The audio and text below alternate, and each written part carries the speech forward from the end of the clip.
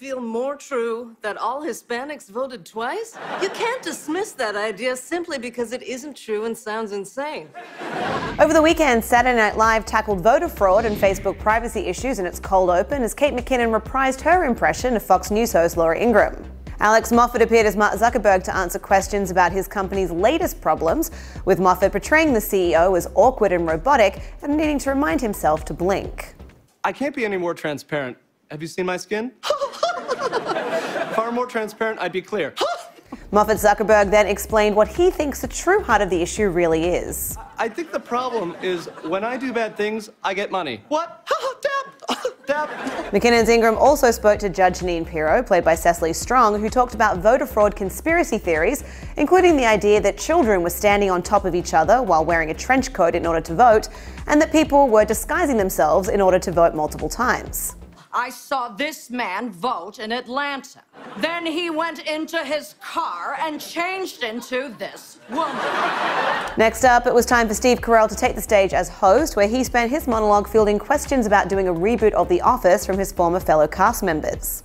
Ellie Kemper was the first surprise appearance, followed by Ed Helms, who played Andy Menard on The Office. Carell suggested that instead of doing a reboot, they could simply organize a party to catch up without cameras. Oh, we already do that. We just don't invite you.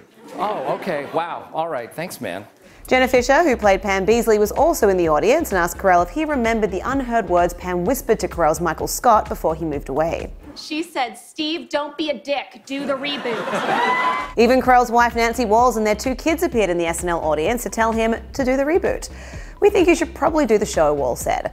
And when Carell said he didn't want to spend more time away from them, she assured him that they didn't care before getting up and leaving. Are you not even going to watch the show? No. See you later. Later on the show, in a pre-recorded sketch, Carell played Amazon boss Jeff Bezos and took aim at President Donald Trump.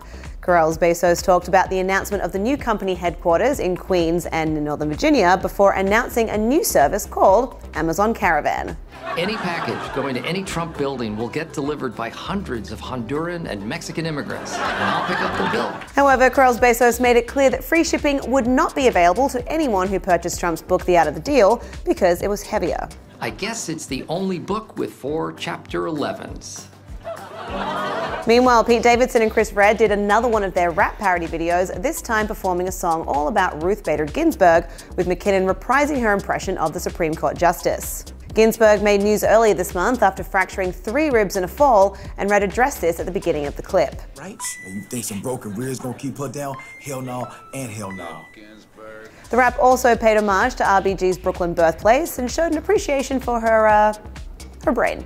She went to law school. She was first in her class. If she ever wants a date, I'll please the court on that ass. To watch full clips from this past weekend's SNL, head to THR.com. For the Hollywood Reporter News, I'm Lindsay Rodriguez.